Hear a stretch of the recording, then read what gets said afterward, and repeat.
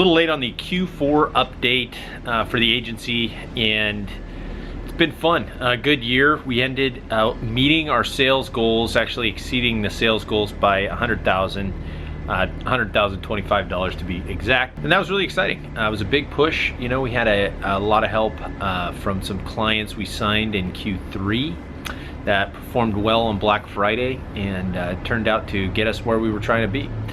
Feeling really stable. We've got not too many big clients that dominate our book. No one client represents any more than 10% of our book at this point, and that's really good. And we're trying to keep it there, continue to sign smaller accounts, not necessarily because they're extremely profitable, but more so that we continue to have the stability and that we're not going to lose them all at the same time.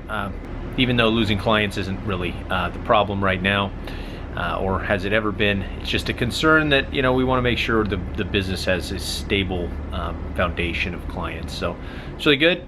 One of the things we're adding into our communication is monthly or quarterly audits and reviews and presentations of this information to the clients. So depending on the size, it will depend on the frequency. If you're not spending enough, we can't really do a monthly audit presentation. There's just not enough data probably. But if you're spending $200,000 or $300,000 or more per month, you know, you're going to need that kind of information every month, much more than every quarter, so that, you know, you can impact the way you're going and getting some of the production work done. You know, if we need live action video because it's converting really well, or different type of lifestyle imagery, or more silhouettes, or whatever it might be, well, we can tell you that more frequently, so because you're probably in the production mode all the time. And that's just one example of how it applies. It's helpful for inventory orders and customer service, staffing, and all kinds of stuff. So those are meant to show, here's what we've done for the creative, here's the tests that we won, how everything's performing, and also here's some more opportunities that we recognize are something you can capitalize on. We have 8 people on the team at the end of the year, and this video is really being done at the end of Q1. So right now we have, I think, 11 people or 10 people. We brought in creative members to expand our creative services, which are doing really well. It's very cool to see the impact it's having on performance and ROAS as well. Some of the case studies we're building right now are very exciting, because the ads we're making are improving returns, and that's the whole point. We're not a production house. We don't go out and make beautiful Super Bowl worthy ads. We make them GIFs and slideshows and 15-second videos to try and get conversions. That's everything we're focused on, and a couple more team members there to help service that side of the business. Is going to be really exciting, and the better they perform, the more business will sign. So the future looks bright for that side of the business. We brought in another account manager as well to help service the clients we have at the level that we want. Q2 or Q1, I'm still doing a lot of account management as well with clients, and now training this person. So hopefully when we get a little more of a team together there on the account management side, I won't have to do as much client servicing and conversations. I can focus on the business itself. But training is really fun too. You know, it's cool to make sure that people understand what's important when they come aboard, because they may have bad habits or not understand or whatever it might be. So we get to make sure everyone's focused on the things that we need them focused on in the training process. So trying to figure out how to duplicate that and have our eyes set on one of the guys leading that department. Very trustworthy, responsible, and professional, and has done a good job of building some aspects of the team that, you know, we needed. In particular, our account management scorecard, where we're analyzing what accounts people are working on, how long they're working on them, what their load is of accounts, and make sure they're not overworked. You know, we've got feedback, all kinds of feedback of companies managing that process of bringing on another account manager or not.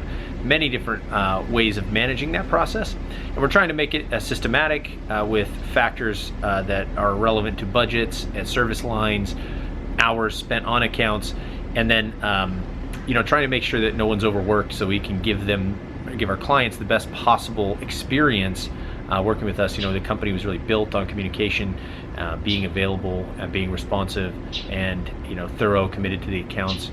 So we want to make sure we continue that, and as account managers being the face of the company, it's really important that they're not overworked and they do actually get the things done that are supposed to be done, because they're the representative of the whole company. And having a system in place, which is almost done, but we thought it was done early Q1, but it seems to be ever evolving and trying to now remove some of the subjectivity out somehow.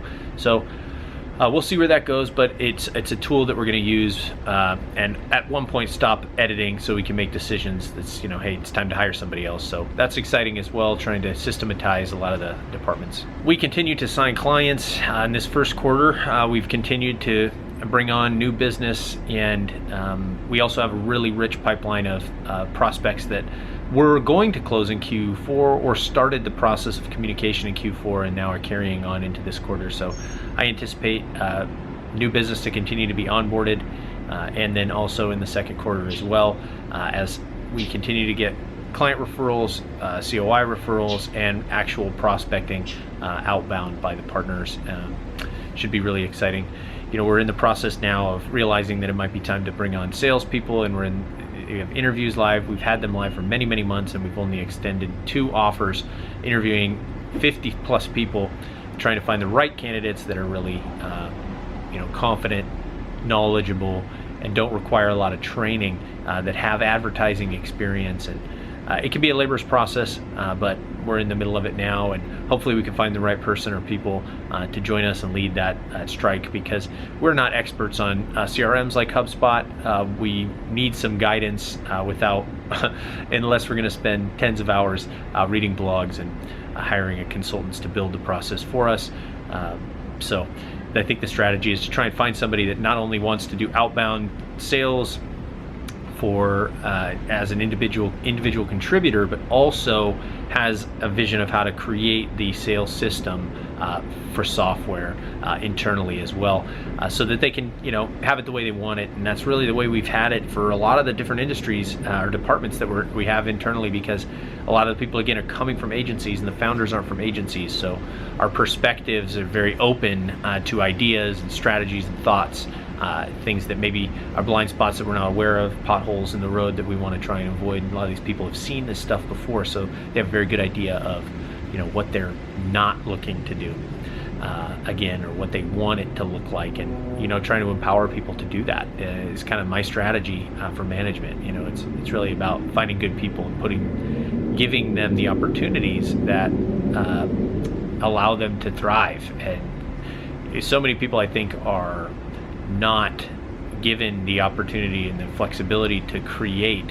And just because somebody doesn't start a business doesn't mean they're not entrepreneurial and have good ideas. And when you look at the people that work with you, if you hire people that have proven to be smart and capable, they're no different than me, and they have great ideas too, and enthusiasm and desire to see something be spectacular. So I think I have the vision to try and empower people like that and work with them to make something great, rather than have a dictator type of mentality when approaching this stuff. And I think that's one of the reasons that our culture has been successful and people work together well, and we've grown so fast, because I think people are going above and beyond here because they do feel like they're truly a part of it, making the company great, not just a person who's told what to do. And that is really what we're searching for, is people that want to dive in.